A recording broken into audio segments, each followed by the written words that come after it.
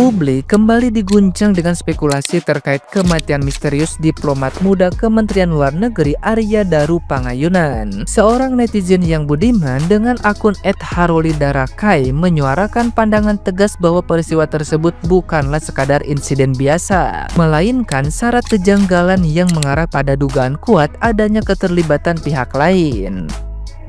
Dalam analisisnya, ia menduga aparat kepolisian sebenarnya sudah mengantongi informasi penting termasuk identitas pelaku. Mengingat teknologi canggih dan tim ahli yang dimiliki aparat, ia menyoroti bahwa komunikasi korban dan orang-orang terdekatnya termasuk sang istri tentu telah terlacak. Namun, lambannya pengungkapan kasus ini justru memunculkan tanda tanya besar di kalangan masyarakat. Salah satu poin yang memperkuat dugaan publik adalah temuan pemotongan rekaman CCTV di kosan tempat korban ditemukan. Tiba-tiba terjadi pemotongan timer CCTV di menit 25:19 detik diubah menjadi 25:53 detik. Siapa yang melakukan pengubahan tersebut dan apa yang ingin disembunyikan? Netizen yang berbakti ini bahkan mengaitkan kasus Arya dengan tragedi Brigadir J yang pernah menghebohkan publik, di mana manipulasi bukti juga terjadi. Ia menekankan bahwa penyelidikan harus dilakukan secara profesional, cepat, dan tuntas. Mengingat isu ini bukan hanya soal kematian seorang diplomat, tapi juga potensi kaitannya dengan jaringan mafia perdagangan orang. Guys, saya tetap ada pendirian bahwa kematian dari almarhum diplomat Kemenlu adalah korban. Dan saya juga menduga kemungkinan polisi sudah tahu bahwa ini adalah korban pembunuhan.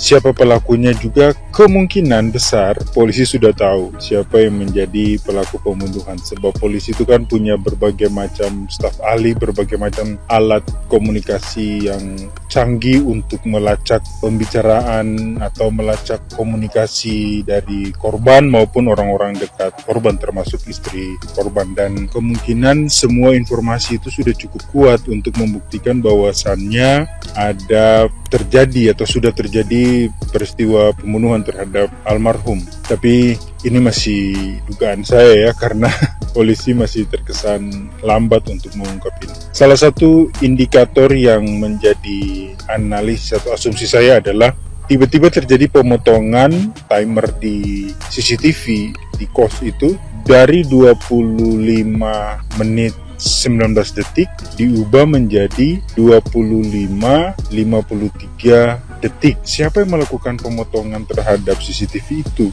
Polisi tentu tahu. Dan kemungkinan pemotongan itu menunjukkan bahwa di dalamnya berisi rekaman orang yang masuk ke kamar selain korban.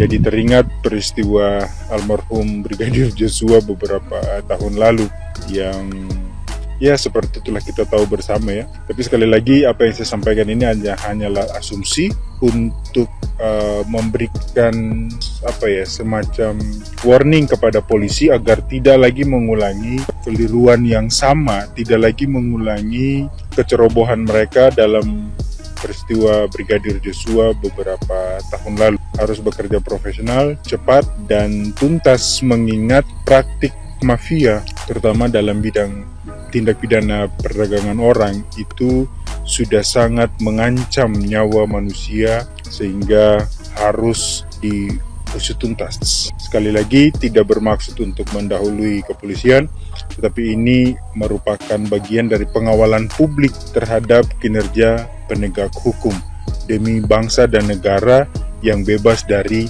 para mafia. Nah, gimana nih menurut netizen yang terhormat? Silahkan berkomentar ya.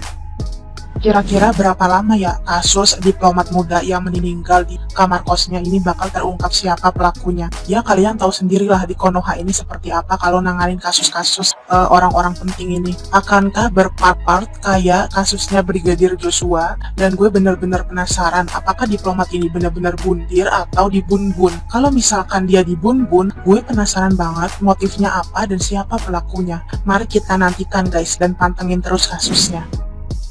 Video ini belum banyak beredar. Ini lanjutan dari video-video yang kemarin viral, yang buka jendela dari samping, terus ada orang bilang ada bayangan di dalam. Ternyata itu bukan bayangan, ya. Kalau lihat dari video ini, coba perhatikan deh baik-baik. Kalau dilihat dari video ini, apa yang goyang di dalam itu adalah obeng yang udah masuk ke dalam. Nah, dia ternyata buka jendelanya tuh nggak segampang itu. Itu udah ada upaya-upaya dari tengah, ya, dan cukup lama sebenarnya. Cuman video ini sayangnya nggak beredar, ya, nggak beredar luas gitu. Jadi yang kemarin viral itu kok buka jendela dari samping segitu gampangnya. Ternyata itu prosesnya lumayan lama gitu. Jadi udah terkonfirmasi ya, udah kejawab nih kenapa ada bayangan di dalam. Itu ternyata bukan bayangan, itu obeng yang udah langsung tembus kena gorden. Gordennya emang nyangkut di situ, dekat kunci ternyata gitu ya.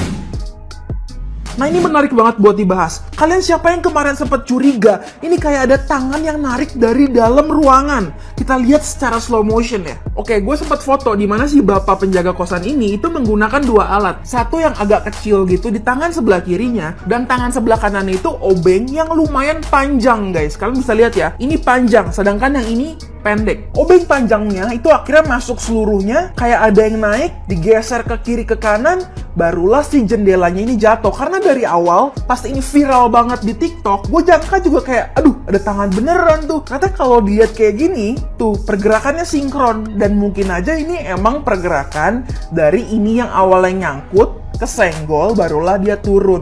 Nih, tuh.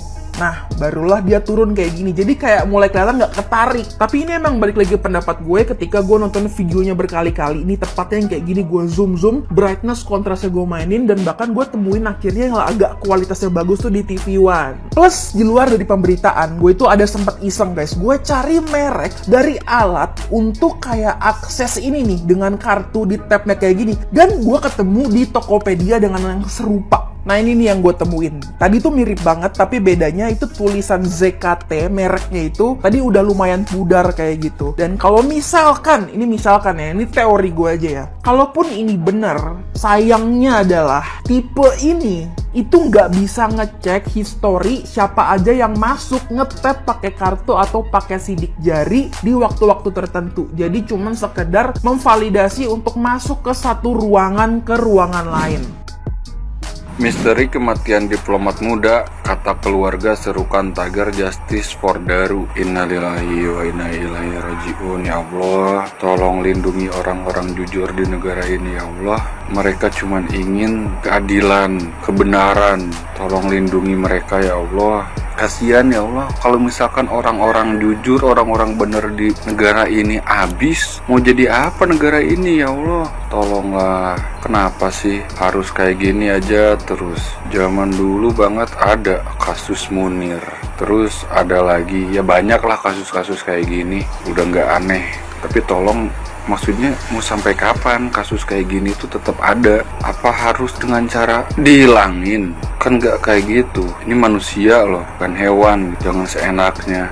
Makanya Pak, tolong Pak, Bapak Kapolri, Bapak Presiden, petinggi-petinggi negara yang baik, yang jujur, tolong Pak, selidiki kasus kayak gini tuh sampai tuntas. Walaupun nanti ujung-ujungnya nyeret petinggi-petinggi lainnya juga.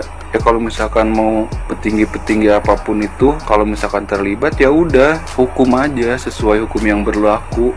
Terus ini loh Pak, hukumannya itu jangan bisa sampai digoyang-goyangin gitu Pak. Misalkan hukuman 15 tahun nanti rubah lagi jadi 6 tahun gitu. Seakan-akan hukum di negara kita tuh nggak berharga gitu.